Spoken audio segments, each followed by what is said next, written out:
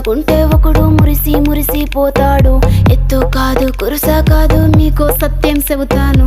అందిన ద్రాక్ష తీపి మీకు మీ మగ బుద్ధి వంకర బుద్ధి. అంటావా మావా అంటావా మావా అంటావా మావా అంటావా మావా.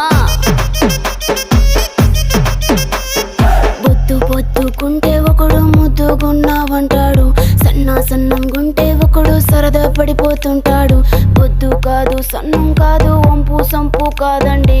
ఒంటిగా సిక్కామంటే చాలు మీ మగ బుద్ధి వంకర బుద్ధి. అంటావా మావా అంటావా మావా.